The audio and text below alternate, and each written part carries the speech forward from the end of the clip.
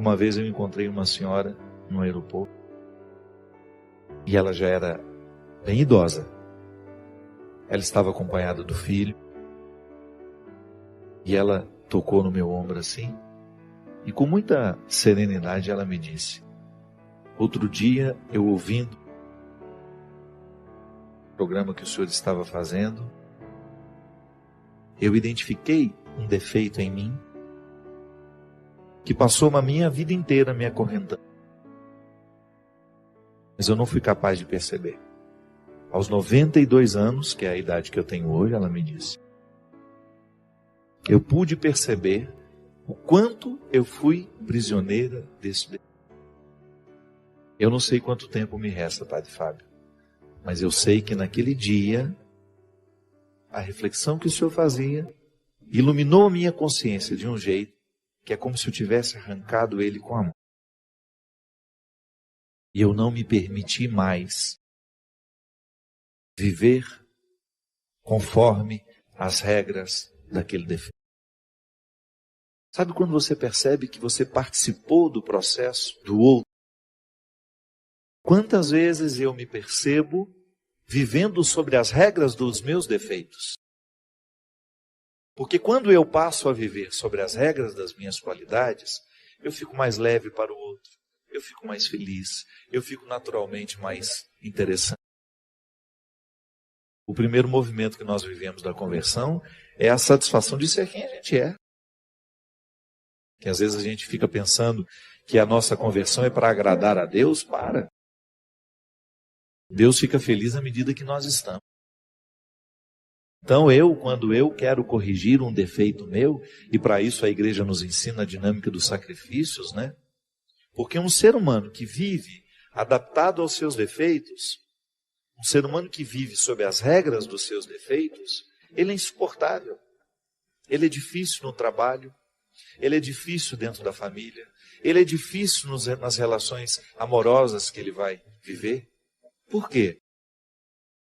Porque ele é um porco espinho, né? Está sempre pronto para jogar os seus espinhos nos outros. Ele fica difícil para ele mesmo. Pode observar, pessoas muito difíceis são difíceis antes para elas. Antes de serem insuportáveis aos outros, elas são insuportáveis a elas mesmas. Por isso que elas têm tanta dificuldade de lidar, de estar com os outros, de serem instrumentais de coisas boas, né? Então se eu não quero as regras dos meus defeitos, se eu não me incomodo para deixar de estar adaptado a eles, aos meus vícios, se eu não faço esse movimento, eu vou me tornando uma pessoa insuportável. E isso é muito interessante, porque isso deve ser para nós um termômetro de conversão. Eu sou suportável? Porque às vezes as pessoas, elas se esquecem de permitirem que Deus transforme o coração delas. Às vezes transforma só o aspecto exterior. Mas e o coração? Que é esse que me faz ser diante do outro. Eu particularmente costumo dizer que nós cristãos somos os grandes responsáveis pelo ateísmo. Pela nossa falta de testemunho. Às vezes nós temos anos e anos e anos de pertença religiosa, 20 anos de padre, 30 anos de bispo, e somos insuportáveis. Somos deselegantes, somos grosseiros. Eu não sei onde é que Deus está nessa história. Se o processo de Deus na nossa vida é justamente amansar o nosso coração, é fazer-nos quebrar as regras dos defeitos, é a gente deixar de estar adaptados ao mal. Se eu me torno uma pessoa insuportável aos outros, eu preciso, sim, rever o quanto de Deus já aconteceu. Que conversão é essa que não me torna uma pessoa mais leve para os outros? É o primeiro sinal, minha gente, de quem se diz religioso, porque é o fruto da espiritualidade em nós. Eu não me sentir melhor que ninguém. eu olhar nos olhos dos outros sem ter a pretensão de que sou melhor que eles.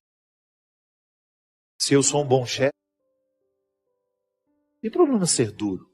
O bom chefe costuma ser duro, exigente, mas nunca arrogante. Exigente, mas nunca intolerante. Exigente, mas não insolente. Sabe que uma vez, diante de uma dificuldade que eu estava tendo, um momento que eu estava vivendo difícil na vida, eu estava percebendo que a minha equipe tinha medo de mim. E nada pode ser pior do que isso. Uma coisa é a sua equipe ter respeito por você. Outra coisa é ela ter medo de você. Quando eu coloco medo nos outros, eu preciso rever com muita honestidade a minha conversa. Não posso compreender isso, sabe? Quando eu, no exercício de ser quem eu sou, eu distrato as pessoas. Digo que elas não existem. Que você se acha o melhorzão, o bonzão da história. Quantas vezes nós vemos isso? Ao passar pelo prédio, o porteiro que está ali. Meu Deus, esse homem participa da minha vida. Ele pode até não entrar na minha casa todos os dias, mas eu passo por ele todos os dias. Eu quero saber quem ele é. Eu quero saber o nome dele. Eu quero participar.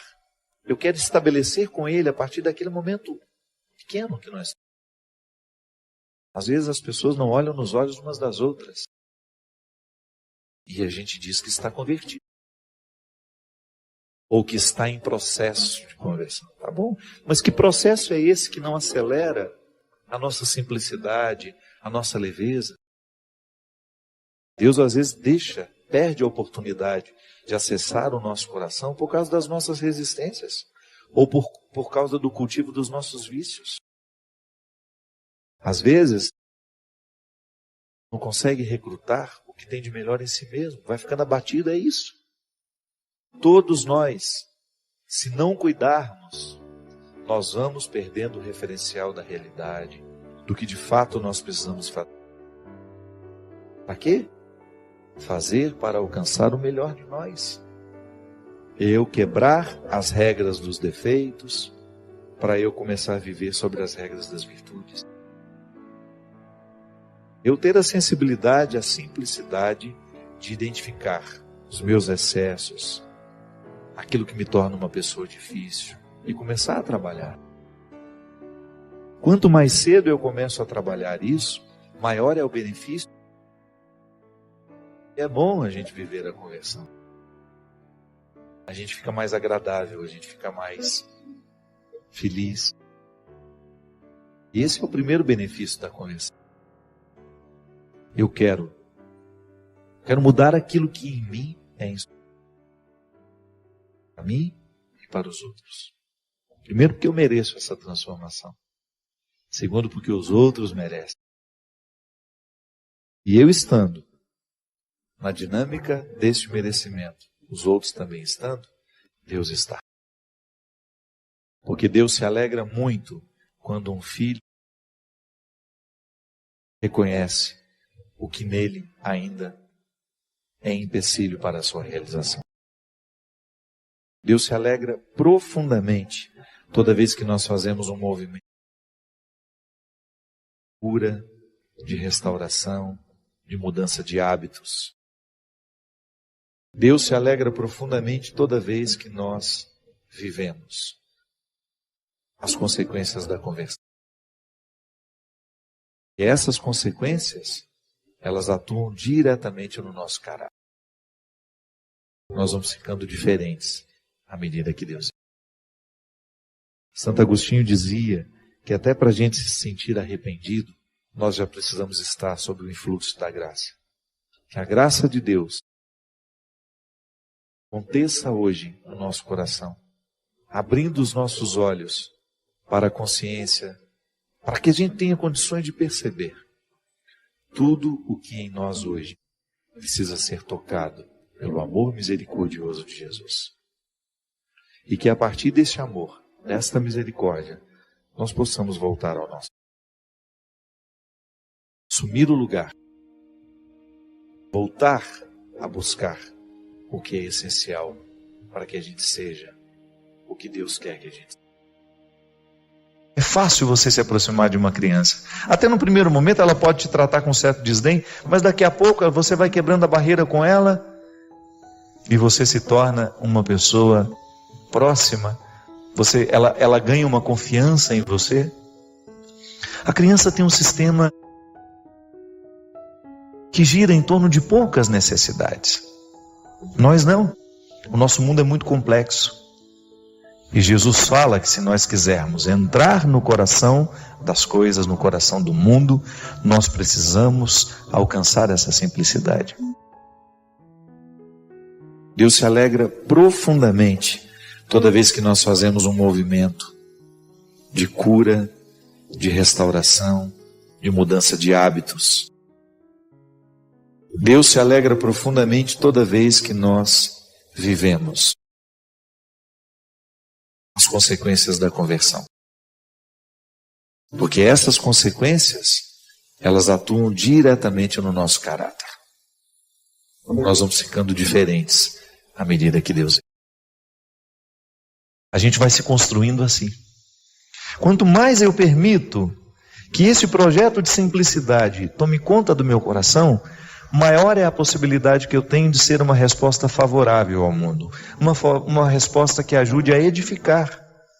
Já que existem tantas pessoas hoje não dispostas a edificar absolutamente nada. Eu, Padre Fábio, se eu me torno uma pessoa insuportável aos outros, eu preciso, sim, rever o quanto de Deus já aconteceu em mim. Minha gente, não são só as toxinas que nos viciam. O ódio nos vicia. O preconceito nos vicia. Às vezes nós não temos coragem de pegar uma arma e matar o outro como aqueles fizeram lá em Paris. Mas a gente mata o outro de outra forma. Matamos com o nosso desprezo, com a nossa arrogância, com a nossa prepotência. Apontamos para o outro de maneira cruel e ainda nos sentimos cristãos por isso. Quando não damos ao outro a oportunidade de ser quem ele é, quando a gente o limita a ser aquele personagem que nós imaginamos. Eu não gosto daquela pessoa porque ela é assim, assim. Quem disse? Você imaginou assim. E Jesus nos ensina, nós que somos cristãos, compreendemos a eternidade como uma bonita e feliz oportunidade de estar em Deus e com as pessoas que amamos. Querer e buscar esse reino de Deus já nos dá a oportunidade de começar a construir este reino aqui hoje. Porque é natural que se eu quero viver essa eternidade, se eu busco merecer essa eternidade através das minhas atitudes, eu naturalmente serei uma pessoa melhor. Quem tem como meta o reino dos céus, vive essa proeza de tornar o reino humano também muito agradável. É quando a gente escolhe a diminuir as diferenças entre nós, quando a gente se dispõe a ser um pouco mais amoroso, a responder menos com ódio. Então, o amor das pessoas é o principal motor para a nossa transformação. Então, se nós temos uma casa onde as pessoas se amam, onde o amor, o vínculo é cultivado, certamente nós teremos um ambiente muito favorável à felicidade e à realização das pessoas.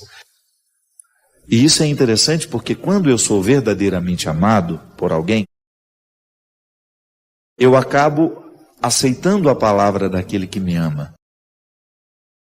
Eu aceito melhor a correção quando ela é feita com amor, porque eu sinto que ela está muito comprometida com o meu bem-estar. Eu quero mudar aquilo que em mim é insuportável, para mim e para os outros. Primeiro, porque eu mereço essa transformação. Segundo, porque os outros merecem.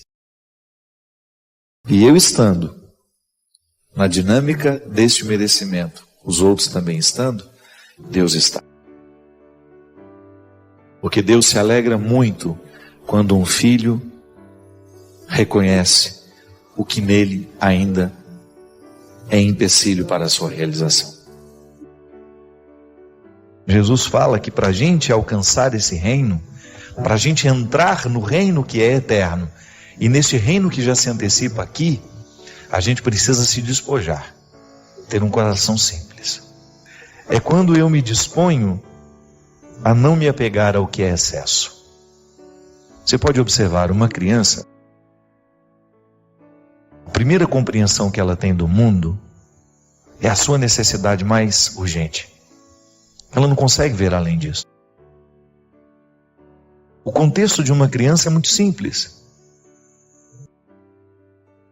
É um contexto muito simples, é muito direto, não tem muita complicação. À medida em que a gente vai ficando adulto, a gente vai complexificando a estrutura da nossa vida. Nós vamos tendo muitas necessidades, né? A gente vai construindo tantas estruturas para a gente ser feliz. Uma criança não.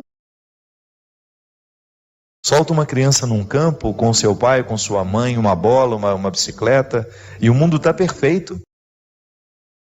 Mas à medida em que a gente vai crescendo, nós vamos criando necessidades e a gente vai se distanciando cada vez mais da felicidade, porque a gente impõe tantas condições para a gente ser feliz que fica difícil atingir essa felicidade. Nós não podemos perder, nós não temos o direito de fazer isso com a gente. Perder a oportunidade de fazer os nossos sofrimentos valerem a pena. E volto a dizer, se a gente não faz esse movimento da simplificação, da simplicidade, de simplificar os nossos processos, nós não vamos ser amigos de ninguém, porque nós vamos ficar sempre na antessala do preconceito, ou então na antessala do rancor, da mágoa e do ódio. Quantas vezes eu me percebo vivendo sobre as regras dos meus defeitos? Porque quando eu passo a viver sobre as regras das minhas qualidades, eu fico mais leve para o outro, eu fico mais feliz, eu fico naturalmente mais interessante. Até para mim, não é para o outro não. O primeiro movimento que nós vivemos da conversão é a satisfação de ser quem a gente é. E às vezes a gente fica pensando que a nossa conversão é para agradar a Deus. Para. Deus fica feliz à medida que nós estamos. Hoje nós tivemos em Paris uma manifestação de ódio, de intolerância. Quando o nosso coração está visitado por este reino dos céus, esse desejo de merecer o reino, nós nos antecipamos com as nossas atitudes. É por isso que a proposta cristã, ela é profundamente existencial, ela abarca a nossa vida. Não é uma teoria que nos coloca apenas ajoelhados diante de um altar sagrado. O cristianismo é, antes de tudo, uma proposta de ter dentro da nossa cabeça, no nosso sistema mental, um jeito de ser e de viver. Eu, particularmente, costumo dizer que nós, cristãos, somos os grandes responsáveis pelo ateísmo no mundo, pela nossa falta de testemunho. Às vezes nós temos anos e anos e anos de pertença religiosa, 20 anos de padre, 30 anos de bispo, e somos insuportáveis. Somos deselegantes, somos grosseiros. Eu não sei onde é que Deus está nessa história. Se o processo de Deus na nossa vida é justamente amansar o nosso coração, é fazer-nos quebrar as regras dos defeitos, é a gente deixar de estar adaptados ao mal. Se você tem isso, se você se dá o direito de ter isso, de descomplicar, de viver esse despojamento que te faz feliz, então está no caminho certo. Eu acho que essa é a mística que todos nós precisamos viver diariamente. Essa novidade que o ano pode representar, essa oportunidade que a gente tem de acreditar que alguma coisa pode ser diferente. Pode ser um ano maravilhoso, porque ele será maravilhoso não pelo conjunto de material do material que nós vamos alcançar. Não. Pode ser que a gente dê passos atrás, que a gente ganhe menos, que a gente opte por ter menos. Mas se a gente faz um investimento afetivo e espiritual este ano, eu quero que seja um ano onde eu vou amar muito. Eu quero estar presente na vida das pessoas que eu amo. Eu quero estar presente na vida dos meus filhos, dos meus amigos, do meu pai, da minha mãe. Eu quero estar presente na vida dos meus irmãos. Eu quero estar presente na vida dos que trabalham comigo. Eu quero optar por um ano que me faça ser mais criança, ser mais simples, com menos complicações, menos complicações. Volto a dizer, às vezes, dentro da nossa experiência religiosa, essa hipocrisia, ela compromete todo o resultado. Deus às vezes perde a oportunidade de acessar o nosso coração por causa das nossas resistências, ou por causa do cultivo dos nossos vícios. Santo Agostinho dizia que até para a gente se sentir arrependido do erro que comete, nós já precisamos estar sob o influxo da graça. Então vamos pedir isso, que a graça de Deus aconteça hoje no nosso coração, abrindo os nossos olhos para a consciência, para que a gente tenha condições de perceber tudo o que em nós hoje precisa ser tocado pelo amor misericordioso de Jesus. E que a partir desse amor, desta misericórdia, nós possamos voltar ao nosso lugar. Assumir o lugar. Voltar a buscar o que é essencial para que a gente seja o que Deus quer que a gente seja. Ou melhor, para que a gente seja o que Deus sabe que nós podemos ser. E nós temos muitos dias pela frente para fazer essa faxina da alma, fora tudo aquilo que nos impede de viver a vida que realmente podemos viver.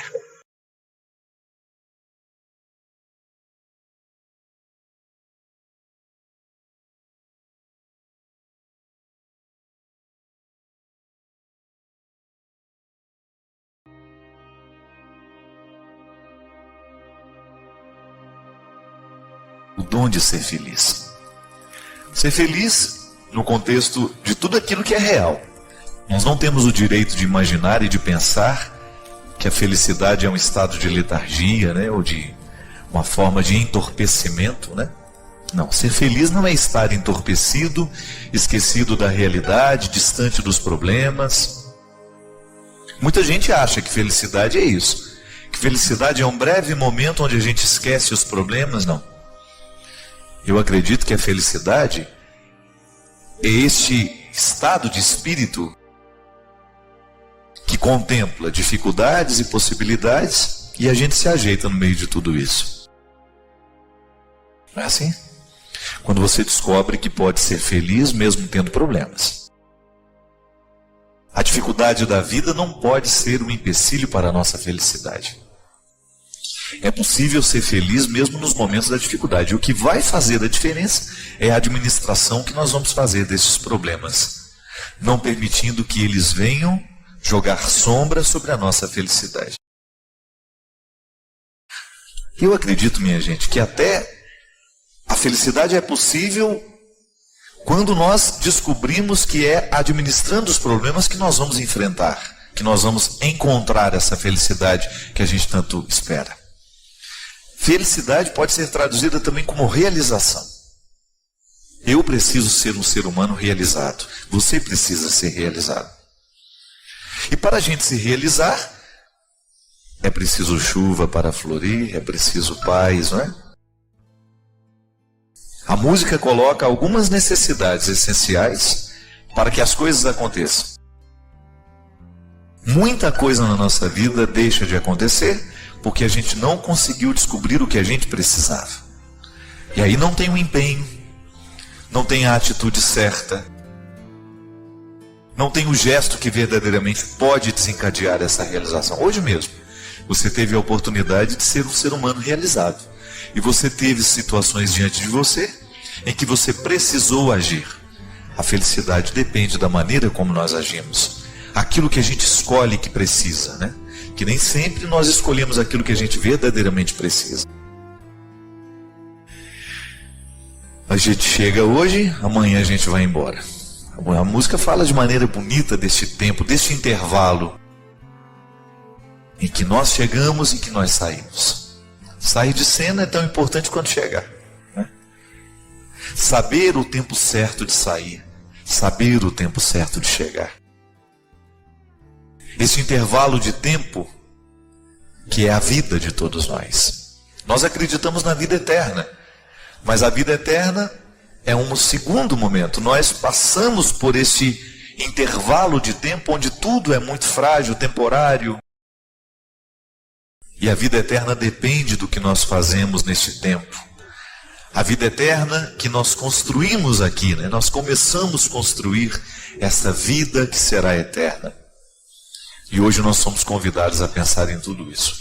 Cada dia da nossa vida é preciso ser um dia em que a gente pense sobre tudo isso. No temporário, no eterno. Como é que nós conjugamos essas duas possibilidades? Como é que a gente vai ficando eterno nesse tempo que nos resta? Ser feliz é um convite que Deus nos faz todos os dias. Cuidado para você não perder a sua vida, cuidado para você não desperdiçar este tempo aqui, sem a oportunidade de se realizar como pessoa. Por isso que a gente precisa se empenhar muito naquilo que nos realiza. Ser feliz dá trabalho. A felicidade não cai do céu. A felicidade é construída, é um dom que vem de Deus, mas é construída aqui com o nosso esforço, com o nosso empenho. É preciso a gente se dedicar à nossa vida. É preciso a gente se dedicar à nossa... Se a gente quer ter uma família bonita, se a gente quer ter uma família feliz, a gente precisa se empenhar para que essa família seja feliz. Se a gente quer ter relacionamentos felizes, nós precisamos nos dedicar a esses relacionamentos. Nós precisamos nos empenhar nesses relacionamentos. É a regra da vida. E quem desconsidera estas regras, corre o risco de se transformar numa pessoa infeliz. Eu não acredito que você queira ser infeliz. Não acredito que você tenha a infelicidade como meta. Às vezes ela acontece. A infelicidade ela vai se acumulando dentro de nós da mesma maneira como nós podemos nos acumular de felicidade. Com escolhas pequenas, com atitudes, com gestos. Nós vamos ficando infelizes à medida em que a gente vai vivendo errado. E de repente aquilo explode dentro de nós. Aí tem outros nomes: depressão, angústia, ansiedade. Nós damos uma série de nomes àquilo que antes a gente só chamava de infelicidade. São muitos os motivos que entristecem as pessoas hoje. Nós sabemos, o mundo mudou, a realidade mudou, as exigências são maiores. Mas veja bem, se as exigências são maiores, maior também tem que ser o nosso empenho. E é interessante isso, para cada tempo da nossa vida, há um tipo de exigência. Pode ser que hoje você tenha vivido um momento de mais tranquilidade, pode ser que hoje não. Pode ser que hoje esteja sendo mais exigente do que foi ontem. A sabedoria é a gente ter os olhos abertos para a gente perceber quais são as exigências do dia de hoje. É igual criar filhos, né? Quando uma criança nasce, você tem um tipo de exigência. Ela é muito mais física. Tem um tipo de exigência. Ela é muito mais física. Você precisa estar atento se a criança está com fome, se a criança fez cocô, você precisa trocar a fralda. Por que ela está chorando, se está com cólica. São exigências que você precisa, são vitais, né? São diretamente ligadas à vida física, eu estou dizendo. Claro que tudo isso repercute no afetivo da criança.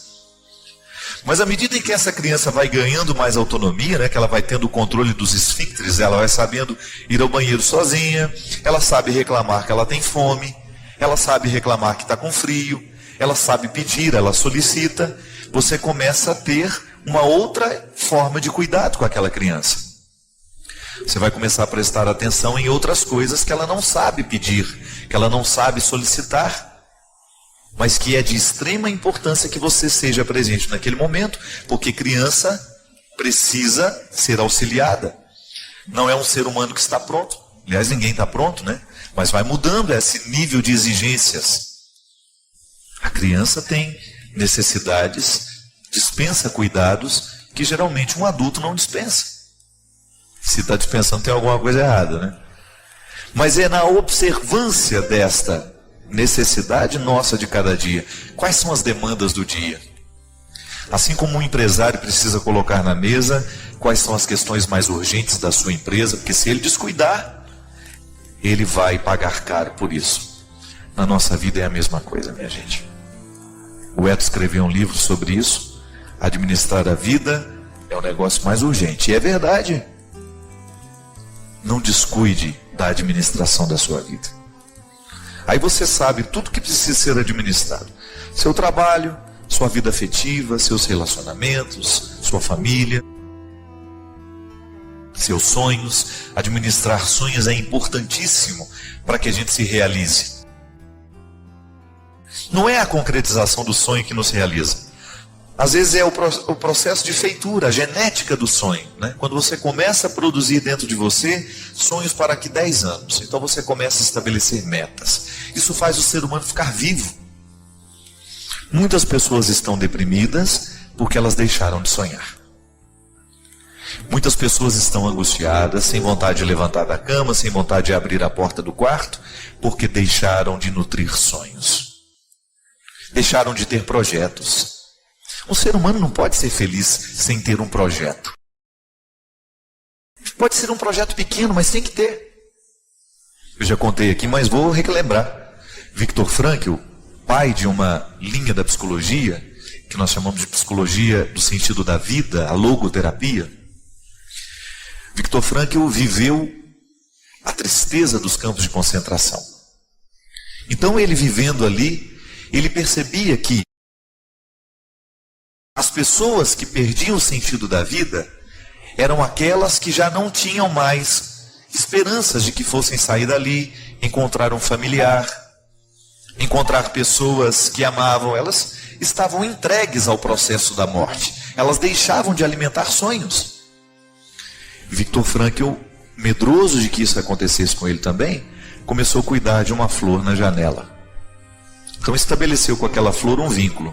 Se eu morrer, essa flor morre. Veja bem, um homem grande como foi Viktor Frankl, num determinado momento da vida, faz como projeto de vida cuidar de uma flor. Mas foi justamente aquela flor que fez com que ele não perdesse o sentido da vida. Ele sabia que a vida da flor estava diretamente ligada à sua experiência de sentido. Eu vi uma dessas páginas de internet de notícia, que também não sei qual o país, que um jogador ele fez um gol contra e logo depois ele teve um infarto e morreu. Esse rapaz morreu na hora. Ele ficou tão... É aquela velha história. O momento presente foi tão difícil para ele administrar que o coração não deu conta. A emoção, né? A sensação de fracasso deve ter sido tão terrível dentro dele, coitado, que ele teve um ataque fulminante do coração. Minha gente, a mesma coisa acontece conosco. É impressionante o quanto que um acontecimento desse, às vezes um fracasso que você vive na vida, um gol contra que você faz, às vezes a pessoa tem tanta dificuldade de administrar aquele gol contra, aquele momento de fracasso, que ela decide naquela hora, com um processo inconsciente, que, olha, eu vou morrer a partir disso. Eu vou morrer a partir de hoje. Eu não vou me permitir mais ser feliz, eu não vou me permitir mais ser alegre. É muito estranho isso. A psicologia nos ensina que todo o processo de culpa na vida de uma pessoa é assim. É um processo inconsciente de condenação que ela faz, que ela vive. Então, porque um dia ela teve uma experiência traumática, uma experiência desastrosa, magoou profundamente alguém, ou ela errou profundamente, né? Ela machucou-se naquele momento em que machucava o outro, em que estragava a vida de alguém, ela internaliza aquela culpa dentro dela. Às vezes ela não está nem lembrando mais daquilo, mas a culpa está atuante dentro dela. Porque nos nossos processos inconscientes, nós continuamos pressionando o nosso cérebro com os nossos motivos, né? E às vezes a ação é consciente. Ela está agindo ali, ela está agredindo, ela está gritando. Mas o motivo que a faz gritar não é consciente. É um processo de culpa muitas vezes. Quantas vezes você encontra pessoas amargas que elas fazem questão de demonstrarem que são amargas, que elas não gostam dos outros, que ninguém precisa gostar delas, elas não fazem esforço para darem certo nos relacionamentos, para estabelecerem vínculos profundos, bonitos. Por quê? Porque elas estão se punindo. Elas estão vivendo um processo de autopunição. Eu não mereço ser feliz. É o inconsciente dela que está dizendo para ela, você não merece ser feliz. Então ela começa a julgar contra ela mesma, justamente para viver o contexto, para dar uma resposta ao domínio da culpa. E volto a dizer, muitas vezes nós precisamos de um processo terapêutico para clarear o motivo da culpa, para a gente poder julgar fora. Você não vai julgar um lixo sem saber onde ele está. Muitas vezes o bom psicólogo, o bom terapeuta, e graças a Deus nós temos muitos, né, por esse Brasil afora, homens e mulheres comprometidos com o Evangelho, que fazem do seu instrumental científico, né, também um instrumental de mística, de ajuda espiritual, porque psicologia e mística andam de braços dados.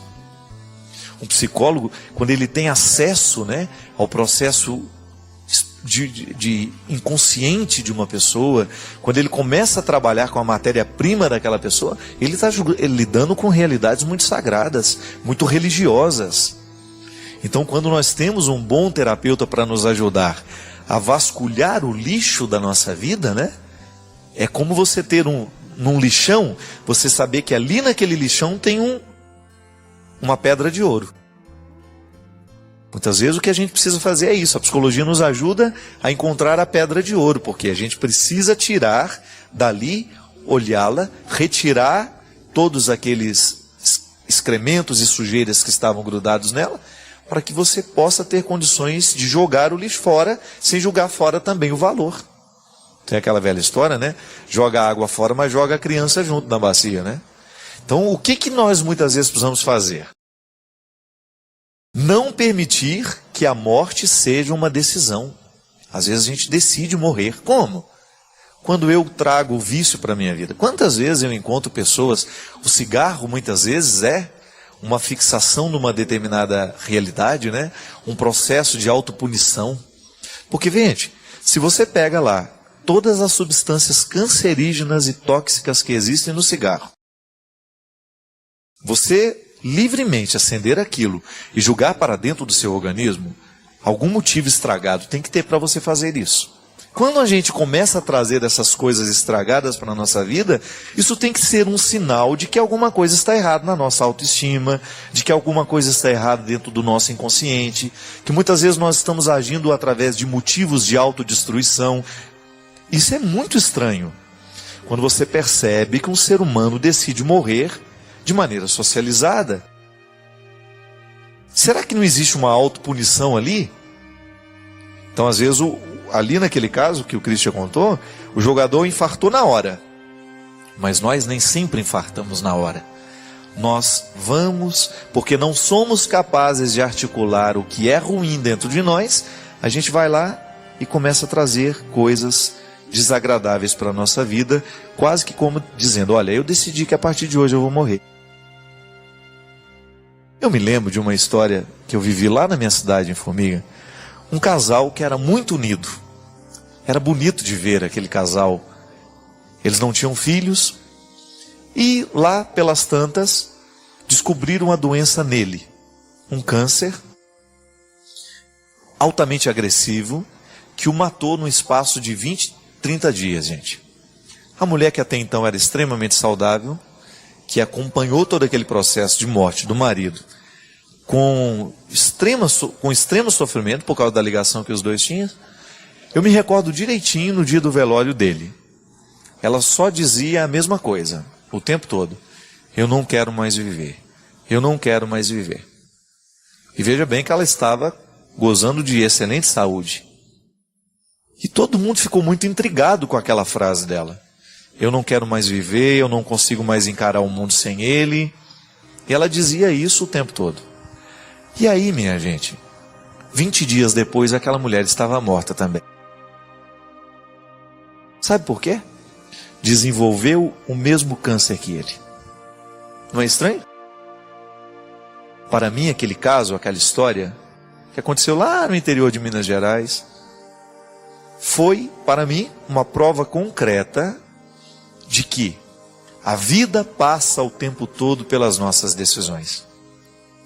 Isso não estou falando de programação neurolinguística, eu não estou falando disso não. Estou falando que nós precisamos tomar muito cuidado com aquilo que a gente deseja para nós, que pode acontecer. Veja bem, não soube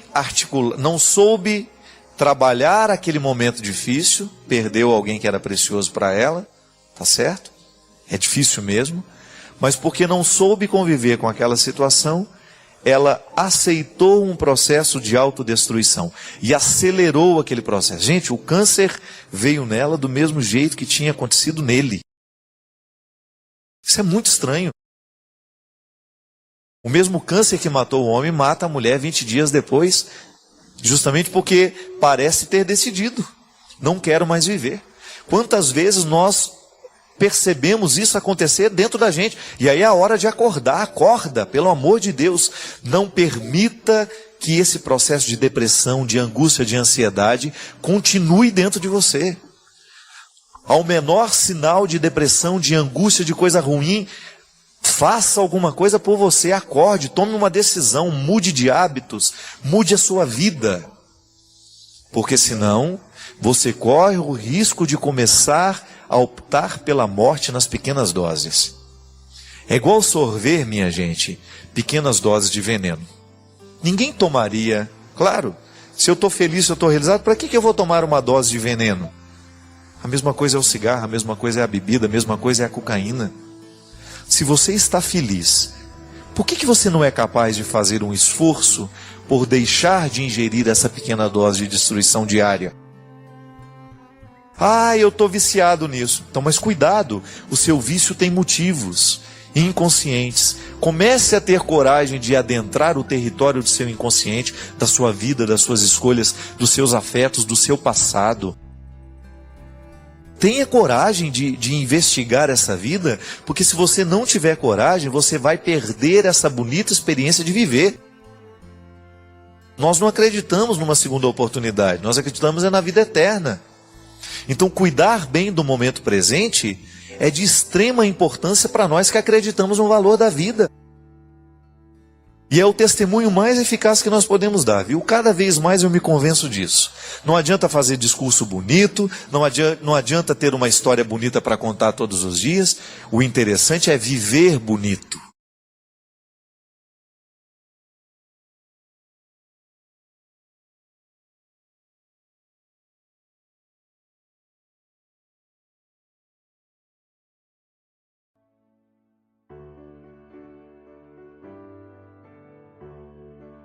Meu coração, meio flor, meio de aço. É verdade.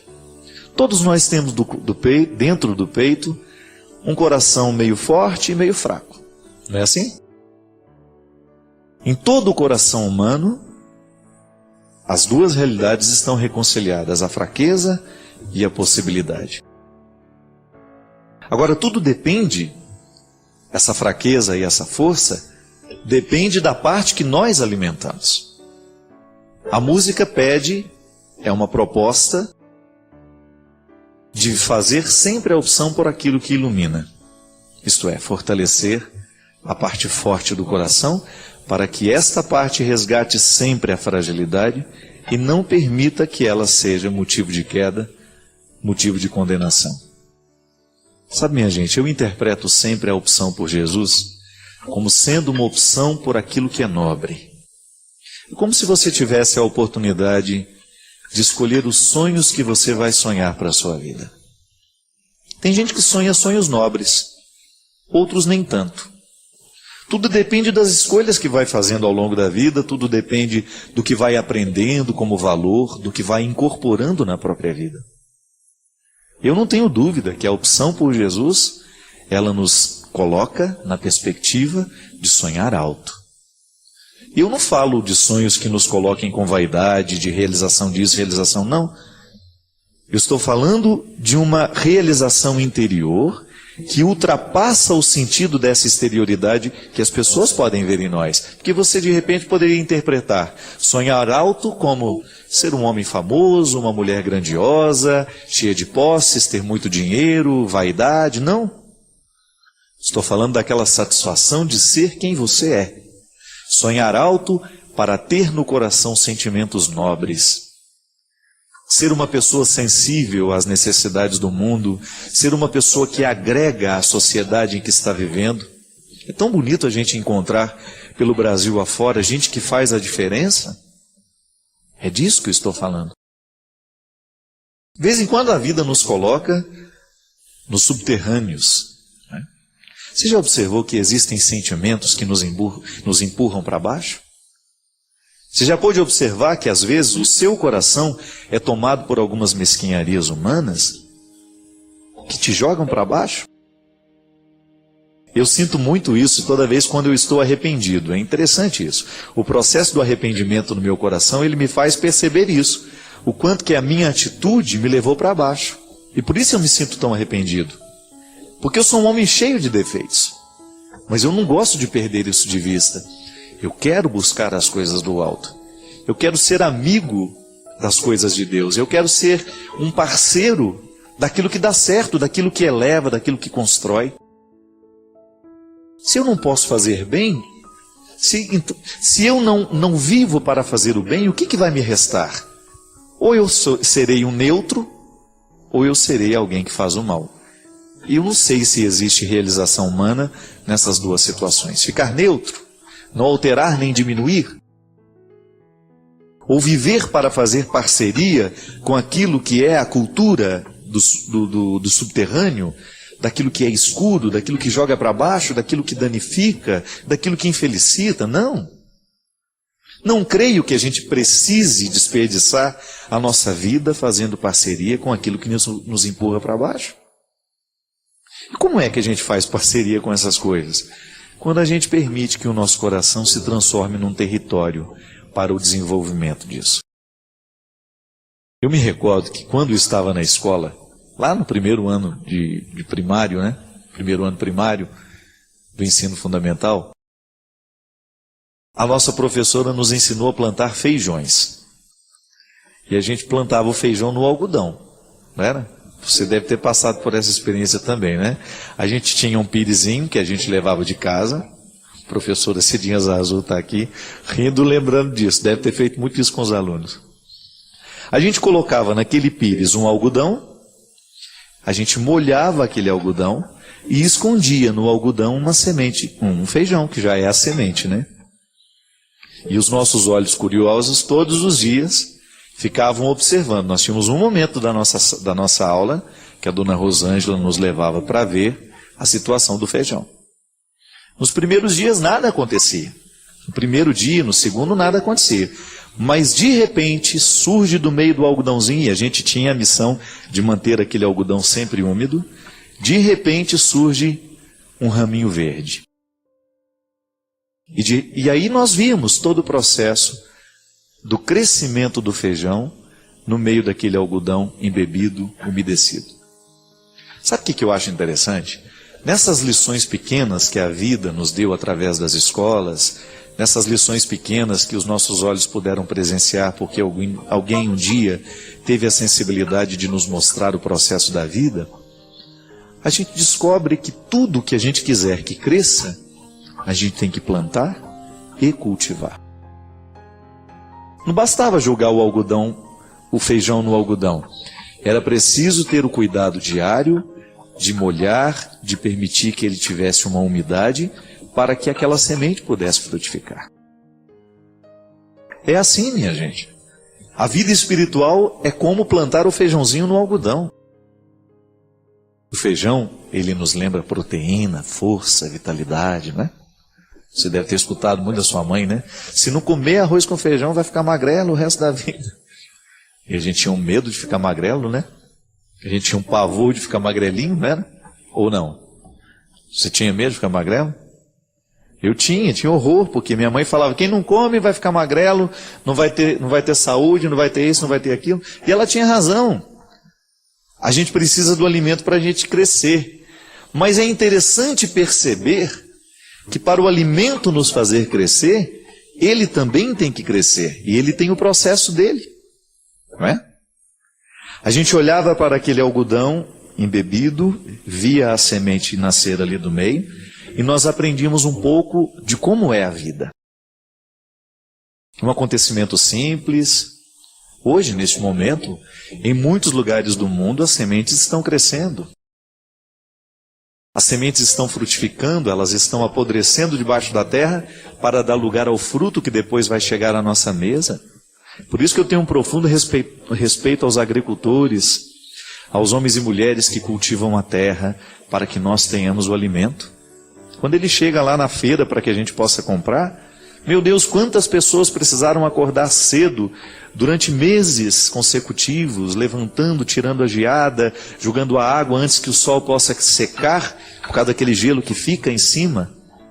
Muita gente cuidou para que a vida chegasse até nós. E aí a gente descobre que o nosso processo humano é a mesma coisa. Que se a gente também não tem empenho, se a gente também não tem cultivo, a gente não floresce. E a realização humana depende desse florescimento.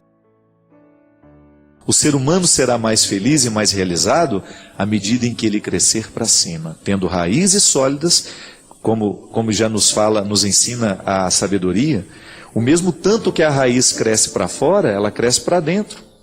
O mesmo tanto que a planta cresce para cima, ela cresce para dentro. Assim como aquela raiz frágil do feijão ia crescendo pelo algodão afora para que ela pudesse dar sustento. É a mesma coisa conosco, minha gente. Nós precisamos crescer para que a gente possa produzir frutos, para que a gente possa viver com satisfação, para que a gente possa alcançar o alto. Buscar as coisas do alto é, antes de qualquer coisa, antes de ser uma obrigação, é uma satisfação. A mim incomoda muito quando a religião é compreendida, concebida como um processo de obrigações. Não. É na compreensão de que Deus me faz bem, que ao acatar a lei de Deus dentro do meu coração, muito mais que obedecer uma regra, eu estou favorecendo um crescimento interior. Outro dia um amigo meu brincou comigo na academia, né? Ele não é muito religioso. Mas aí ele foi ver a gravação do meu DVD lá em São Paulo, ficou muito tocado com tudo que aconteceu lá. E aí, essa semana, ele me encontrou. E aí, o seu programa está sendo ao vivo? Eu gosto de ver, eu quero ver essa semana. Aí ele voltou e falou assim, eu acho que eu estou ficando meio carola. Aí ele é uma pessoa que eu gosto muito, né? Ele, me encontro com ele sempre lá, um garoto muito... Fiz o casamento dele, presidi a celebração do casamento dele. Um amigo especial. Só que a gente nunca fala de religião. Nós falamos da vida. Eu nunca me porto com ele como um padre, né? Ele me encontra na academia e nós somos amigos. Falamos das diversas coisas, eu conto a minha vida, ele conta a dele. Mas naquele momento, quando ele brincou comigo, eu acho que eu estou ficando meio carola, eu percebi que no coração dele, ele estava compreendendo que a religião é uma satisfação. Ele não está obrigado. Mas ao compreender a religião como uma beleza a ser vivida, ele automaticamente interpretou o ser carola, não é? E é verdade, às vezes na nossa vida, nós temos uma dificuldade muito grande de incorporar o valor, porque a gente sempre olha para o valor como uma regra. A regra é importantíssima. A regra norteia. Se não fossem as regras, a sociedade não poderia existir. Nós precisamos das regras de trânsito, nós precisamos das regras escritas nos chãos, nós precisamos das regras escritas nos papéis, aquelas que regularizam as relações humanas, né? Isso pode, isso não pode. Mas o ser humano, ele tem que descobrir o valor, o espírito da regra. E é isso que nos faz crescer, minha gente. Quando nós incorporamos esse valor, quando a gente se identifica assim, eu quero ser um parceiro da vida. Eu quero ser um parceiro daquilo que constrói. Assim como o feijãozinho nasce e cresce, para que os nossos olhos pudessem entender o sentido e o processo do nascer, da vida, a gente também descobre que o nosso coração carece da mesma necessidade.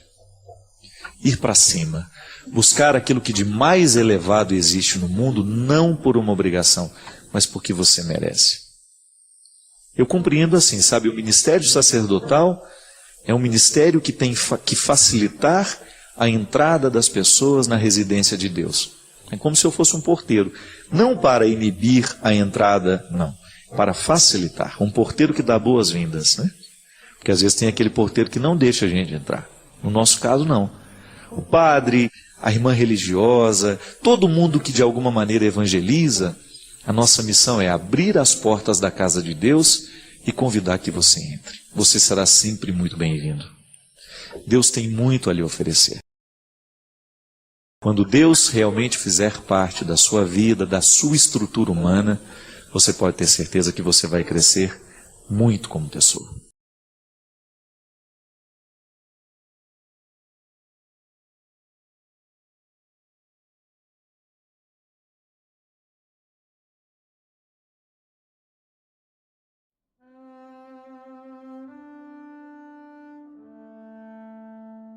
Jesus foi extremamente libertador no seu tempo porque ele fez uma conexão muito direta entre o coração humano e o coração divino. O coração de Deus, nele plenamente manifestado e encarnado, acolheu os que passaram pela vida dele. Se nós quisermos ser essencialmente religiosos, espiritualizados, nós temos que permitir. Nós temos que escancarar as janelas do nosso coração e do nosso entendimento, para que a gente nunca se perca dessa verdade. Não existe como amar a Deus sem ter também um amor pela humanidade. Essa humanidade que está em mim, que está em você. Aquela humanidade que às vezes a gente tem dificuldade de reconhecer como parte da nossa.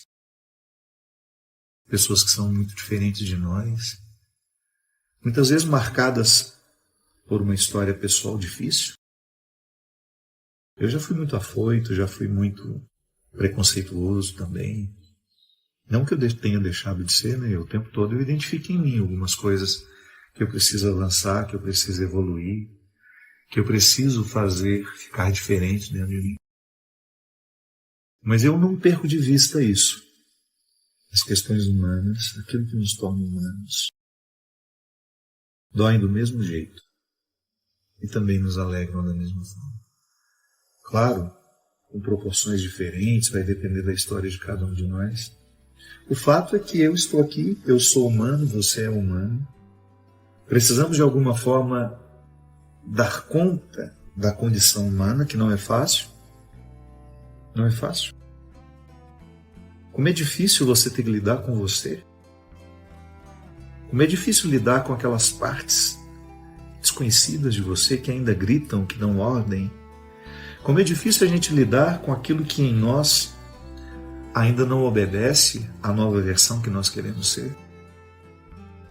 Então, para mim, vida espiritual é isso. É a oportunidade que eu tenho de alguma forma interferir, seja por meio da reflexão, seja por meio da ação, seja por meio da transformação do pensamento, da mentalidade, seja pela reformulação da linguagem. Tudo isso para mim é busca espiritual. Ninguém pode olhar para o passado, observar o presente e fazer o plano de futuro na correria. E é por isso que a vida cristã combina com reflexão, né? Nós não podemos ser um cristão qualificado se a gente não reflete a própria vida. Então, tenha calma com você. Se você tem dificuldade com as pausas, exercite-se nelas. Comece a olhar mais devagar para o seu jeito de ser.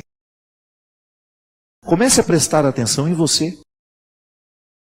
Na maneira como você trata as pessoas, na maneira como você trabalha, na maneira como você estuda, na maneira como você escolhe ser quem você é. Reflita-se. Seja capaz de colocar para você mesmo, até descrever de vez em quando, quais são os seus maiores defeitos. O que você tem feito para superar cada um deles? Quais são as suas qualidades? E o que você tem feito para fazê-las crescer ainda mais. Essa é a pausa reflexiva.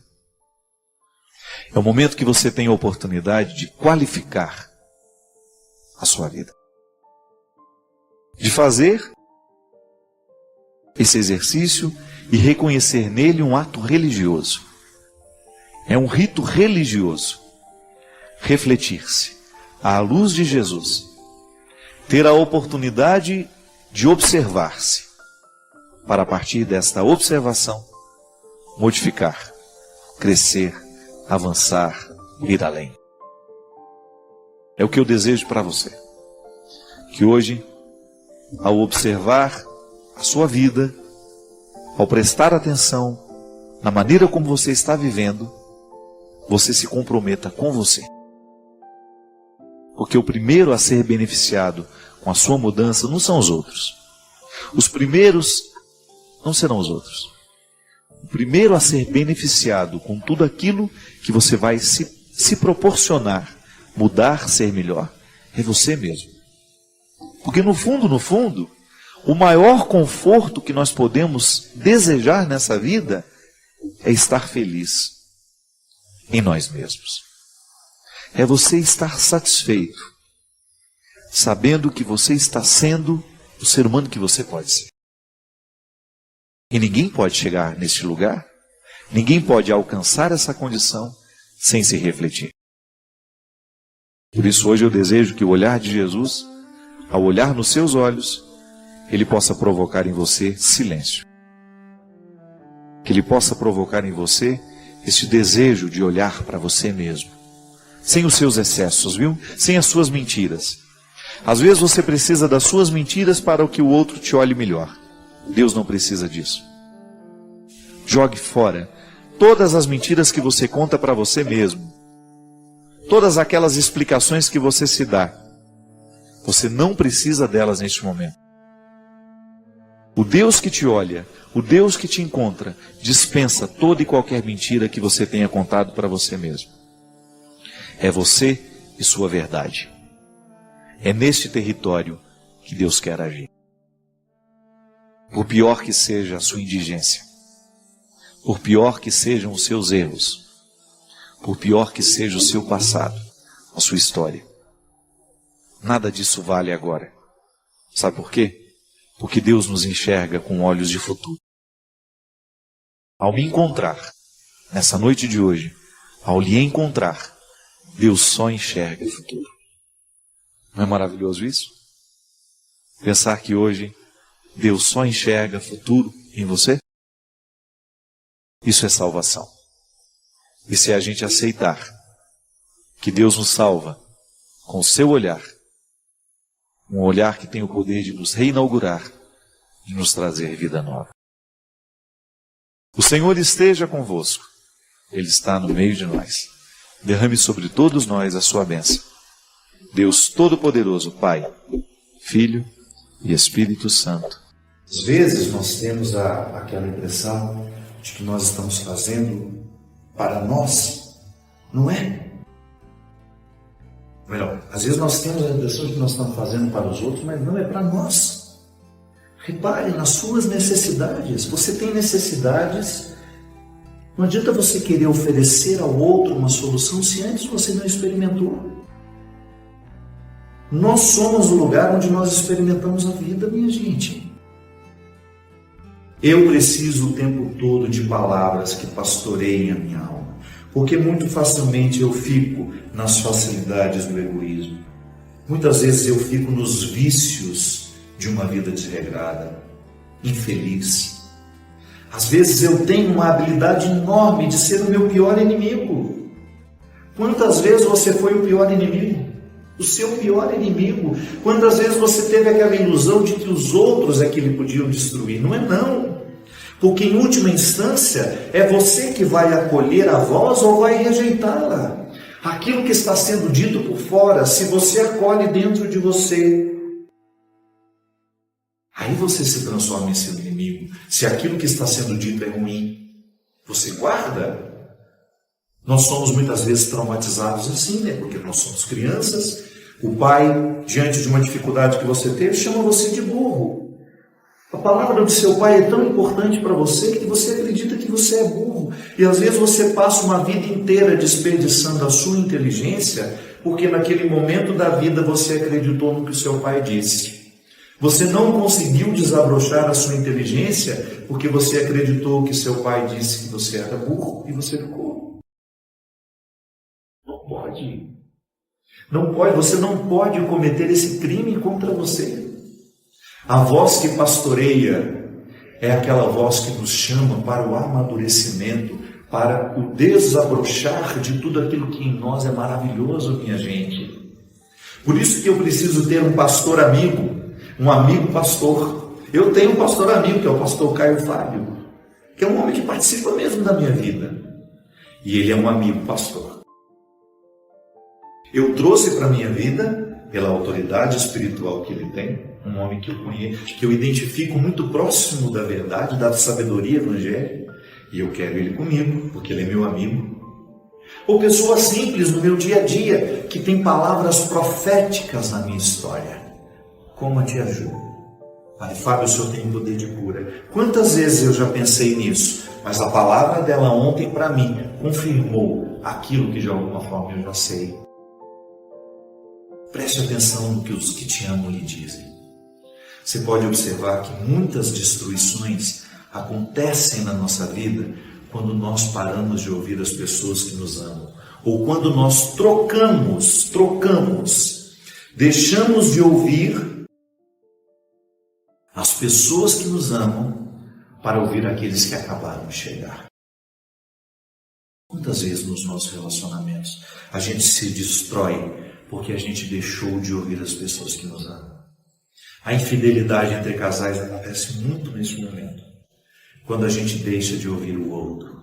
Quando a voz do outro deixa de acordar o significado que a gente sabe que ele tem na nossa vida. E depois que você cai na traição, que você cai no sentimento de fracasso, o que mais lhe dói é isso.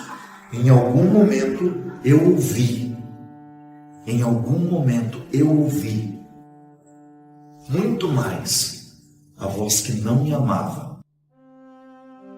E ao ouvir a voz que não me amava, eu me transformei num ser humano que eu não gostaria de ser. Infiel, trapaceador, incapaz de viver o que há de mais sólido e bonito dentro das relações que eu estabeleci. Eu começo a morar fora de mim, porque as vozes que eu estou ouvindo não me chamam para dentro de mim, elas me expulsam. Ou as vozes que eu estou ouvindo ajudam a me edificar as moradas do pecado. Ou então a voz que eu estou ouvindo, ela aguça aquilo que em mim é mais sórdido, mais pecaminoso. E não é à toa que a gente tem aquele ditado, né? Diga-me com quem tu andas, e eu direi quem és. Eu modificaria que Jesus andou com muita gente ruim e não se transformou nelas. Diga-me quem tu ouves. Que às vezes você pode estar trabalhando com uma pessoa que você sabe que é ruim. Você anda com ela, mas você não permite as influências ruins dela sobre você. Porque a voz não te chama, a voz não repercute dentro de você. Quando ela chega, ela não produz frutos. Então, a voz que nos pastoreia. Se você quiser prestar atenção na qualidade da sua vida, é só você prestar atenção a quem você escuta. Quem tem influência sobre você? Quais são as vozes que despertam as suas vozes interior?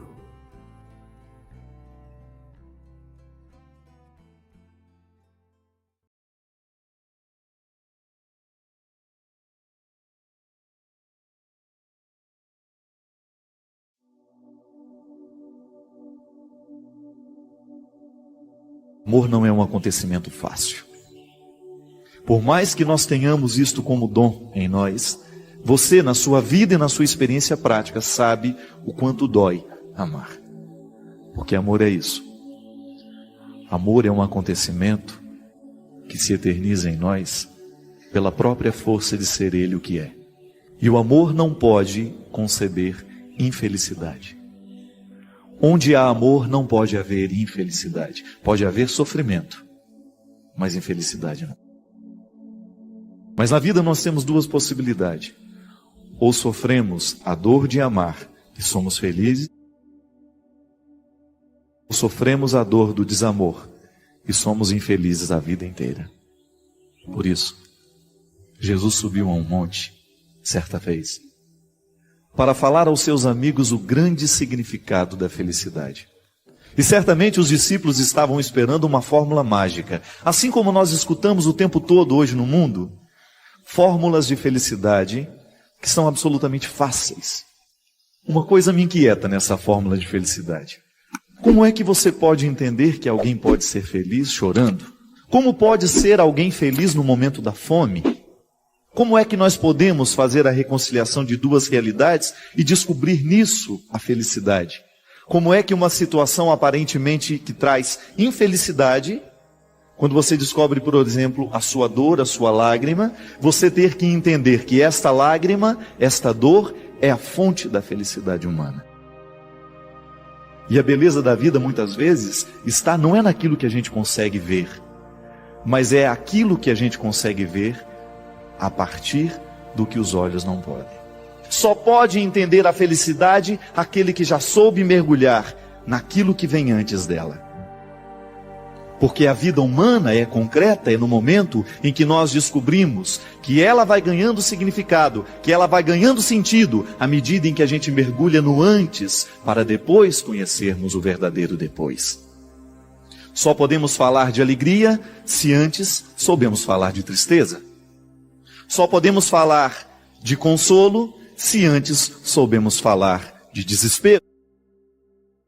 Se você ainda não pôde descobrir o que verdadeiramente te faz feliz, ou que te realiza, se talvez você ainda não tenha descoberto o verdadeiro significado da sua vida, se ainda é triste, se ainda é infeliz, talvez seja porque ainda não foi capaz de mergulhar no mistério da sua tristeza, por exemplo. Talvez ainda não foi capaz de mergulhar no mistério do seu sofrimento e por isso não extraiu nada dele, senão a decepção. A vida é assim. Se hoje você quisesse fazer um relato da sua vida e descobrir o quanto você já cresceu na sua história, se hoje você quisesse fazer um relatório da sua vida, quem sabe relembrar quem é você, fazer um relato de quem seja você, contar ao mundo quem é você, é só você fazer um relato de tudo que você já sofreu. Sofrimentos humanos são muito parecidos, só muda de endereço. Já dizia minha mãe o tempo todo, cada um no seu canto, sofre seu tanto. Se hoje você tivesse a oportunidade de dizer quem é você, você não saberia dizer, se você não dissesse junto, tudo o que já aconteceu, que já lhe marcou, que já lhe definiu, tudo aquilo que você já sofreu, tudo aquilo que você já deixou partir, tudo aquilo que você já sepultou, toda a história de vida que já passou pelos seus dias, pela sua casa, pela sua família, porque não há ser humano concreto fora da experiência do sofrimento, de tudo que você precisou se empenhar, de tudo que você precisou lutar, de tudo que você precisou reconciliar dentro de você. E ali está a sua identidade, ali está a sua marca, ali está a sua cara, na vida que você se empenhou, nos amores que você amou, nos filhos que você educou, nas noites mal dormidas, para que aquela criança tivesse vida, para que ela continuasse viva. Que só pode vencer aquele que soube lutar. Nós somos, no tempo, na história, a soma de tudo aquilo que a gente já foi capaz de preparar. Mas não é um sofrimento por ele mesmo, não é sofrer por sofrer. Quando Jesus nos apresenta um jeito de ser homem, um jeito de ser mulher, está mostrando justamente que a vida, ela só é possível no momento em que nós conseguimos fazer a equação do sofrimento para vivê-lo na perspectiva da redenção. Se você tem que caminhar 30 quilômetros, é preciso dar um passo. O sofrimento da caminhada vale a alegria de uma chegada. Não há ressurreição sem o Calvário. Há também uma história interessante. Dizem que a águia americana, à medida que um tempo vai passando para ela, as unhas vão ficando curvadas, o bico vai ficando curvado. E ela vai perdendo o poder de caça.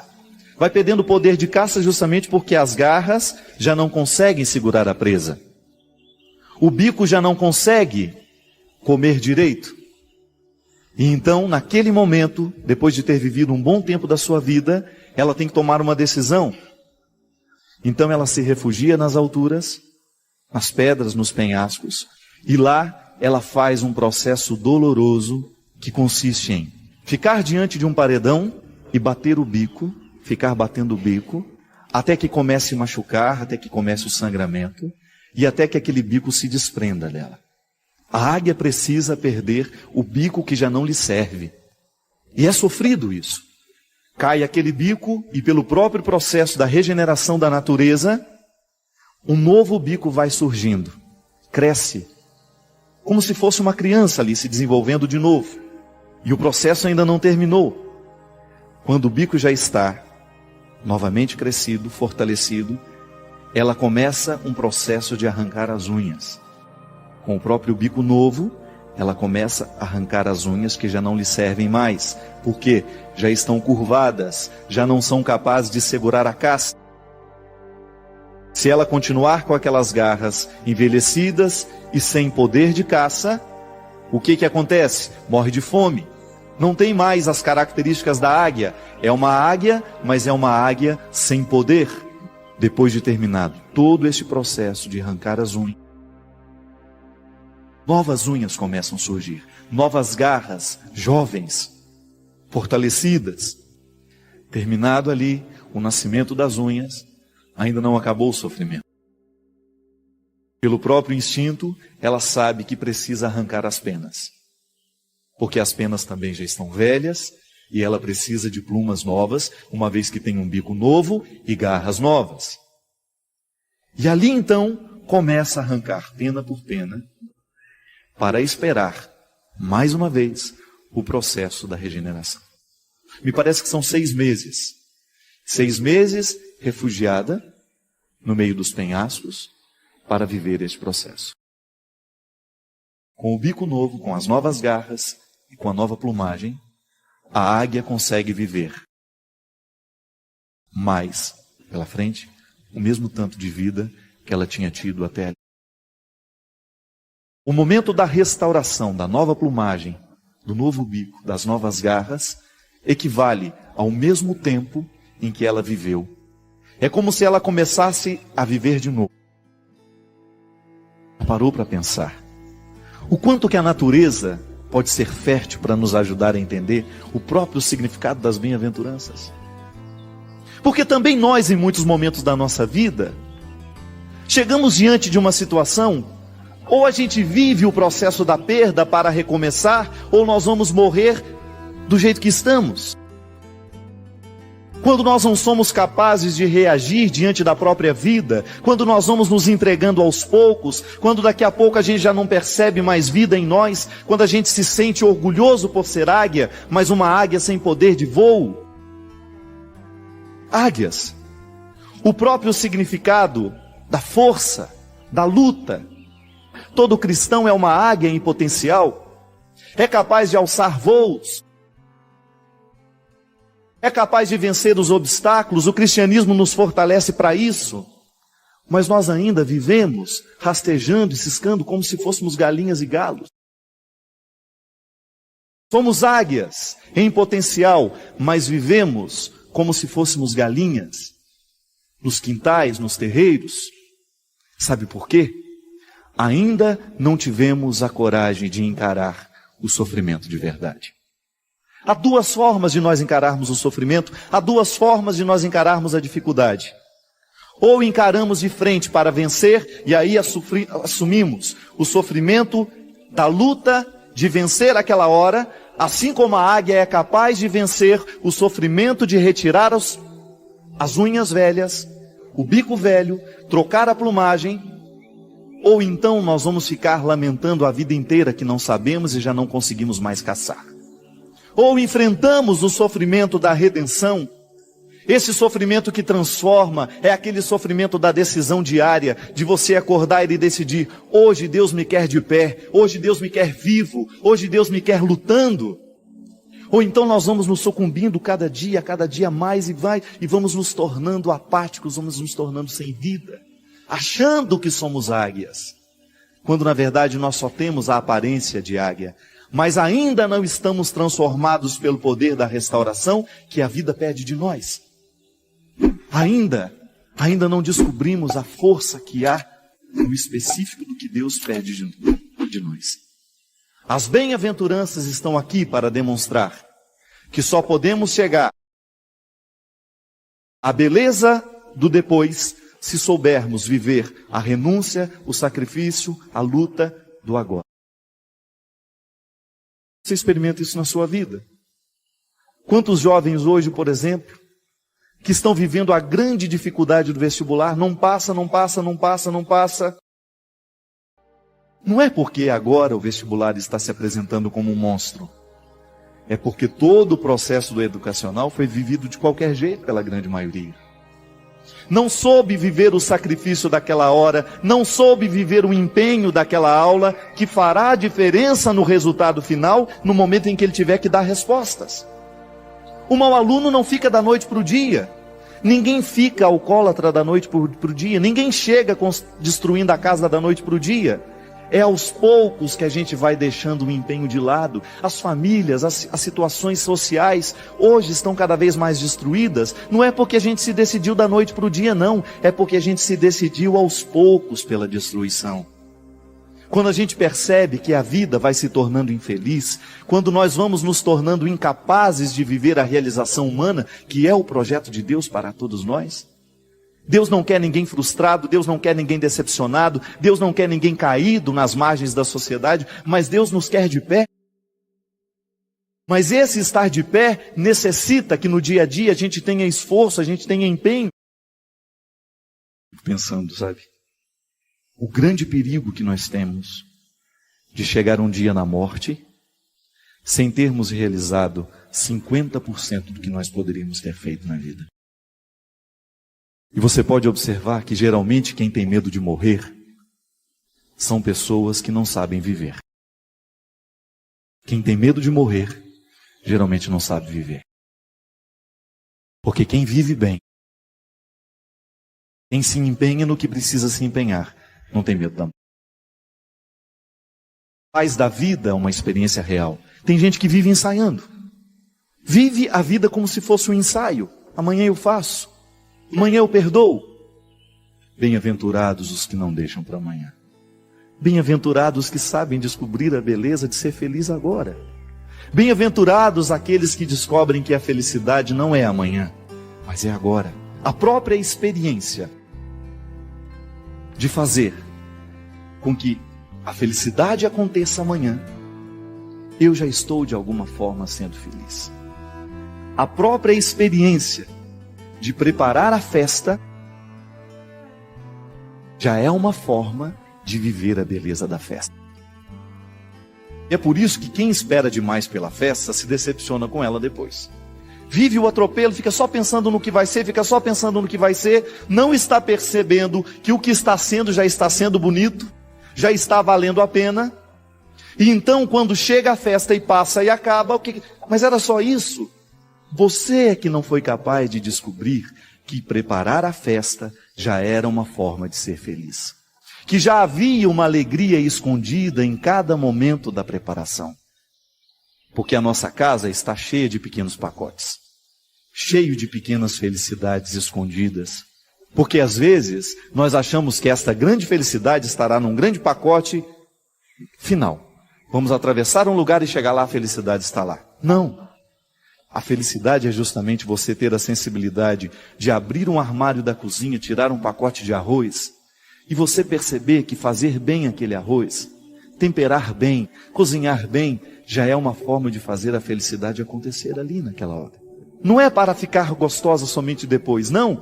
É o processo de feitura, de dedicação ali, de você observar o processo da feitura, de você saber que tudo aquilo ali é detalhe seu sendo colocado. Aí você descobre que a felicidade é pequena, e que ela vai se tornando grande à medida em que a gente vai juntando uma coisa na outra. Há um jeito de ser feliz. Não é uma receita mágica, mas é a atitude de cada hora, é a atitude de cada momento. Você se empenha para conseguir um resultado final. O atleta, por exemplo, o que diferencia um atleta medalha de ouro do medalha de prata? Às vezes, minha gente, 5 segundos, milésimos de segundos. Chegou à frente por uma diferença de milésimos de segundos. E sabe o que faz a diferença no final? Às vezes 5 minutos, 10 minutos a mais de treino por dia. E no final de tudo, faz a diferença na vida de quem é medalha de ouro.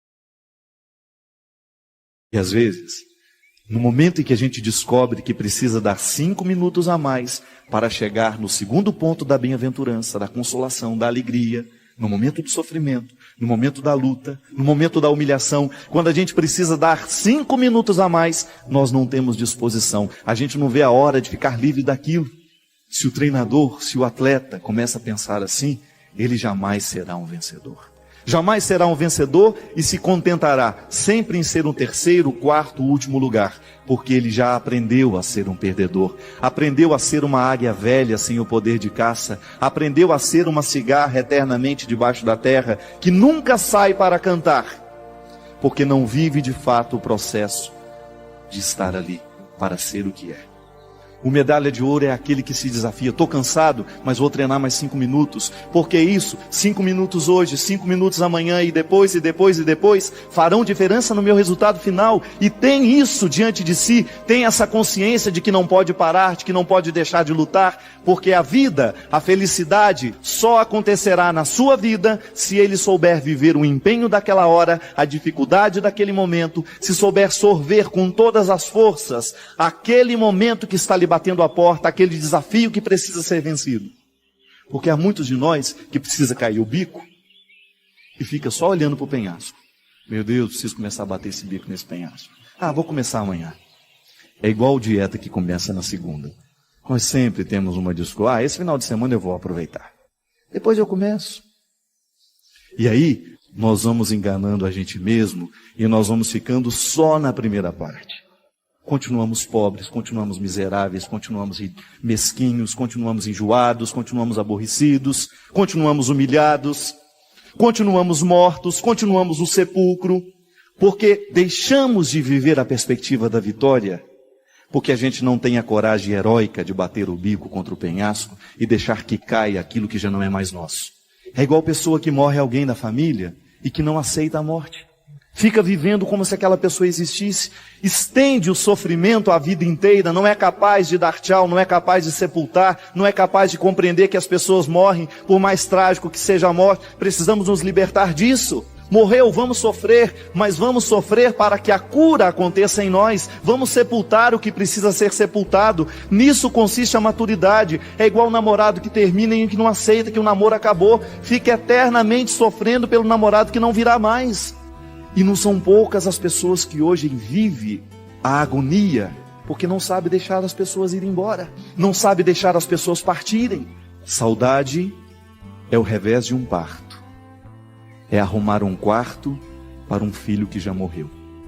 Olha que coisa mais triste.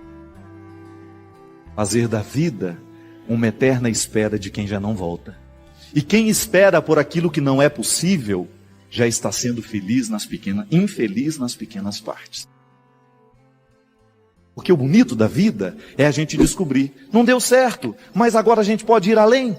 Quem gosta de apontar para o que não deu certo são as pessoas infelizes. Quem gosta de apontar para aquilo que já não deu certo são aquelas pessoas mesquinhas, e nós estamos cheios de gente assim do nosso lado. Quantas vezes a gente não é assim na vida do outro? A gente não abre a boca para mostrar que está bom, a gente só abre a boca para mostrar que está ruim. Quantas vezes nós fazemos na nossa vida isso, uma constante recordação para o outro de que ele não presta. Só pode apontar a pobreza do outro se você tem uma riqueza para apresentar para ele. Senão, o seu dedo acusador não serve para nada. Ele não faz diferença na vida do outro. O diabo, o demônio, essa força contrária, que se opõe a Deus, que está presente em nós o tempo todo, nas nossas relações, forças demoníacas o tempo todo dentro de nós, Eu não gosto de imaginar o diabo como um homem chifrudo, não. Apontando, não. Sabe como que eu gosto de pensar o diabo? E que eu acho que é um jeito mais saudável de pensar? Quando a gente é mal nas pequenas coisas. Quando o outro constrói uma relação de maldade só para enganar. Isso é demoníaco em nós. É como se o mal estivesse aqui e eu tomasse uma parte dele e falasse, eu agora quero ser mal também. Eu estender a mão em direção à maldade e dizer, venha para mim. Isso é demoníaco, isso é o diabo. E o diabo, essa força contrária, é aquele que fica parado nas esquinas da vida, nas portas das nossas casas, dentro dos corredores das nossas casas, para dizer assim, olha ali o que você fez. Mesmo que a gente não tenha conseguido fazer certo, Deus, ao contrário de ficar apontando o que não foi feito, ao contrário de ficar apontando o que não deu certo, Ele apenas nos sorri e nos diz, olha o que ainda pode ser feito. Olha a beleza que ainda você não foi capaz de conquistar. Vive esse tempo debaixo da terra agora, de sofrimento, de luta, mas não viva triste não. Já descubra que esta luta, esse sofrimento, é redentor na sua história. Perceba que neste momento da sua história, há uma felicidade sendo nutrida, e que você só será capaz de reconhecê-la à medida em que você é capaz de perceber que neste momento da sua vida, da sua história, há uma dor acontecendo, mas há uma alegria sendo preparada. Só sabe ser feliz quem soube ser, de fato, triste. Só sabe ver o valor da riqueza aquele que verdadeiramente experimentou a pobreza. E é por isso que há um ditado popular que diz muito bem, tudo que vem muito fácil, vai embora muito fácil também. Que não precisou lutar para alcançar. A felicidade já foi dada para todo mundo. Deus não muda de ideia. Deus não amanhece mal-humorado e fala, hoje eu vou retirar o que já dei. Não. Se a felicidade não está acontecendo, é porque a gente ainda não teve forças de arregaçar as mangas, ou a gente ainda não teve coragem de enfrentar o penhasco, ou a gente ainda não teve coragem de enfrentar a solidão da terra, e a vida foi ficando preguiçosa, e nós fomos ficando preguiçosos, nós não fomos nos tornando capazes de assumir o sacrifício daquela hora, daquele momento, e aí ficamos colocando a culpa em Deus. Mas e a minha parte, e a sua parte? Onde é que está o nosso empenho? Onde é que está o preparo nosso de cada dia? Aquilo que você olha e enfrenta, gente do céu, eu não posso continuar com esse bico caído desse jeito. Eu tenho que ter coragem de mexer na minha história, nos meus sentimentos. Eu tenho que tomar coragem de mexer nas minhas feridas, porque é somente mexendo que eu vou me tornar capaz de viver a cura, a experiência da reconciliação interior. Quantos de nós precisamos fazer isso? Quantos de nós precisamos aqui viver neste momento, agora quem sabe, sair deste sofrimento que não tem nenhuma redenção nele? Sofremos por sofrer, vivemos por viver, a gente vai vivendo pela metade. A gente vai vivendo como se fôssemos vamos fazendo da vida apenas uma experiência de metade. Dizem que na China há um rio chamado Rio Amarelo, diferente dos outros rios, porque este rio, ele acaba antes de morrer. Mas você poderia me perguntar assim, mas padre, qual é a diferença que existe entre acabar e morrer? Não é a mesma coisa? Não. Quando a gente morre, nós na verdade entramos numa nova perspectiva de vida, não é assim que a gente acredita? Então a gente não acaba, a gente continua na eternidade. A morte é apenas um momento de transformação. A gente se transforma em outra coisa, a gente entra em outra perspectiva, a gente entra em outra realidade. E o rio morre no mar. Isto é, ele deixa de ser água doce para se misturar nas águas salgadas. Então, aquilo que era rio morre no mar, isto é, transformou-se em mar. A água não seca, ela se mistura nas outras. E o Rio Amarelo, esse rio da China, ele não tem força para chegar ao mar. Então ele não morre, ele acaba. Ele vai secando. Ele não tem força para ir além. Ele não chega ao destino final. E veja bem você que o remanso das águas de um rio não tem outro significado senão levá-lo a morrer no seu destino final. Que não é uma coisa triste. A morte não é um acontecimento desastroso para o cristão. Também para o rio não é, Morrer no mar é chegar ao destino final, ao destino tão esperado. O movimento das águas não quer outra coisa senão lançá-lo para o seu destino final. Veja bem que um rio, ele só é capaz de chegar no mar à medida em que ele tem afluentes. Isso é, à medida em que ele tem outros rios que se juntam a ele, em que ele não está só. Porque sozinho ele morre. Ele acaba antes de morrer. Sozinho ele não chega ao destino final. Quantos de nós também não corre o risco de ser esse rio amarelo? A própria expressão já diz, né? Lá em Minas, quando a gente não está, ixi, eu esse meio amarelo. Esse sorriso amarelo, a gente fala, né? Sem graça, sem vida. Você hoje está com um sorriso amarelo. Isso é, está um sorriso que está acabando. Ele nem começa, já acaba. Parece que só sorri, né? Já acabou. Agora, o sorriso, quando ele é de fato, ele morre na alegria. Ele pode até terminar, mas ele não acabou. Ele morreu, isto é, transformou-se, iluminou os olhos. O sorriso de fato, o sorriso de verdade, é aquele que ilumina os seus olhos. Você percebe quando o sorriso é mentiroso, é quando ele é só na boca, aí ele é amarelo. Agora, quando o sorriso é capaz de ultrapassar os limites da boca, ele ilumina os seus olhos. E aí você nem precisa ficar com os dentes reganhados. A gente olha em você e a gente já percebe que há um sorriso nos seus olhos. Uma palavra a gente pode entender errado. Agora você nunca poderá me dizer, Padre Fábio, eu não entendi o jeito como você me olhou. Porque o olhar dispensa as palavras. Quando a gente olha, não é preciso dizer não. Um olhar não engana. Um sorriso sim. Uma palavra sim. Não há equívoco nos olhares. E por isso, o olhar talvez seja a linguagem dos silenciosos. Daqueles que não precisam dizer muito para comunicar. Você, quando olha para o seu filho, você sabe muito bem o que você está dizendo. Quando você olha para o seu filho, você consegue reconhecer nele o que ele está lhe dizendo. Um único olhar no meio de tantas vozes que condenavam se torna capaz de reerguer, de levantar-se. Um único olhar é capaz de reerguer alguém que está caído.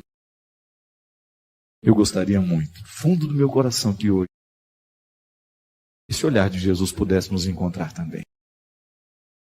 Quem sabe para a gente ter coragem de levantar e não acabar. Quem sabe para uma nova esperança tomar conta do nosso coração? Para que a gente seja capaz de esperar a morte, que é justamente o momento da nossa transformação. Porque sabendo viver, nós certamente saberemos morrer. Hoje é o tempo. Hoje é a vida. A vida não foi ontem. O que foi ontem já não tem mais poder de decisão sobre nós. Pode até nos influenciar, mas não é decisivo mais, porque já foi, já acabou. Agora, hoje é o dia de ser olhado. Hoje é o dia de descobrir que ainda tem jeito. Hoje é o dia de decidir-se. De quem sabe buscar um afluente. Se você hoje é um rio que está muito sem água, se hoje você não tem muita água para chegar no destino final, busque os afluentes. Só podemos chegar ao final se a gente tem afluentes. Se Deus está ajudando aí através de outros, se outras pessoas estão entrando na nossa história, se a gente se segura no outro, de fato, com responsabilidade, não para apontar o que foi de errado. Há quantos filhos, há quantos casamentos acabando, feito o rio amarelo? Sabe por quê? Porque falta água para fazer levar até o final. E águas são palavras que vão nos ajudando a vencer aos poucos, que vão nos ajudando a superar os obstáculos.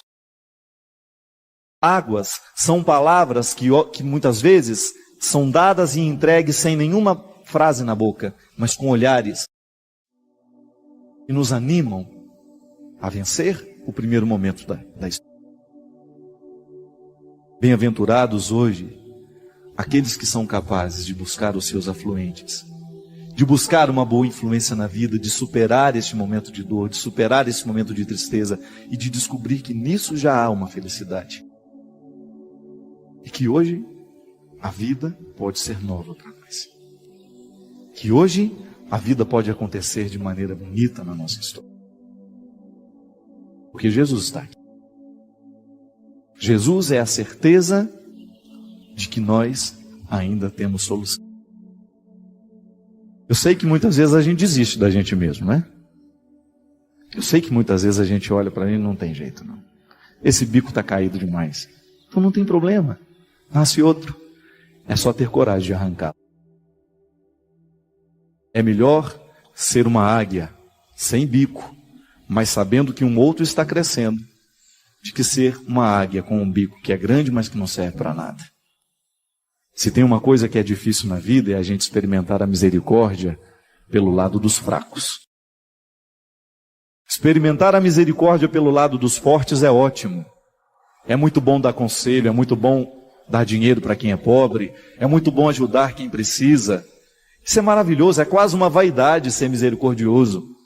Quero ver é a gente descobrir a graça e a alegria de ser de viver a misericórdia pelo lado do fraco. Quando eu tenho que assumir aqui nessa história, eu sou necessário. É vergonhoso muitas vezes a gente abrir o coração e dizer: hoje quem precisa de ajuda sou eu, porque eu estou acabando. As minhas garras já não servem para nada senão para machucar. Não consigo apanhar nada de bom no mundo. Eu vou e tudo que eu pego é só carniça. Não consigo pegar nada vivo porque eu não tenho forças mais para retirar a vida. Não consigo mais me alimentar porque eu já não sou mais capaz de ter ali condições, habilidade. Aí a gente vive na carniça, a gente vive cultivando os mortos, a gente vive no passado, a gente vive na decepção e a gente não experimenta, não prova a beleza que há no outro lado. Sabe quando você se torna capaz de descobrir o avesso? Quando você olha um pano, fala: nossa, é engraçado, o pano do avesso ele é bonito também. Dá quase que para usar dos dois lados. Só que você precisa ver e descobrir a graça de olhar o avesso. Olhar a sua tristeza, por exemplo, do avesso. A tristeza do avesso é sempre uma alegria sendo preparada. O rompimento do avesso, precisou romper aquela relação que te fazia mal, que trazia dor, que trazia sofrimento. Você olha do avesso e você descobre: nossa, é a minha libertação. O sofrimento do rompimento é a minha libertação. Namorados e namoradas que estão aí se machucando há anos e anos e anos e não têm coragem de romper, não têm coragem de acabar. Amizades que às vezes estão nos destruindo, vícios que estão nos destruindo. Olha do avesso o sofrimento do rompimento e você descobre a sua libertação. Veja a humilhação pelo lado do avesso e você descobre a virtude. E aí sim, a gente vai se tornando sábios, porque a gente descobre que há um jeito diferente de enxergar o mundo. Há um jeito diferente de ver aquela mesma história, só que agora com os óculos de Jesus. Antes era desesperador, agora não, porque a gente olha com os óculos de Jesus. Antes era impossível amar aquela pessoa e agora, emprestando o coração de Jesus, se torna mais fácil. Antes era impossível perdoar, mas agora, emprestando o coração de Jesus, se torna mais fácil. Porque o coração de Jesus vai me mexendo, vai me transformando e eu vou me tornando diferente. Porque a transformação vai chegando em mim. Está enxergando mal? Não está sabendo ver a alegria na tristeza? Não está sabendo ver a vitória no treino, no sofrimento daqueles 5 minutos? Peça a Deus os óculos dele. Mas eu te achava tão feio antes. Engraçado, eu não suportava aquele seu jeito de falar, agora com os óculos de Jesus eu te vejo diferente. Eu te via com tanto preconceito, meu Deus do céu. Eu te achava um homem vulgar, de repente eu coloco os olhos de Jesus e te enxergo de um jeito diferente. Eu não tinha a menor paciência com você. E agora, com os óculos de Jesus eu te vejo de um jeito tão diferente. Parece que mudou. E às vezes está do mesmo jeito. O que mudou foi o seu jeito de enxergar.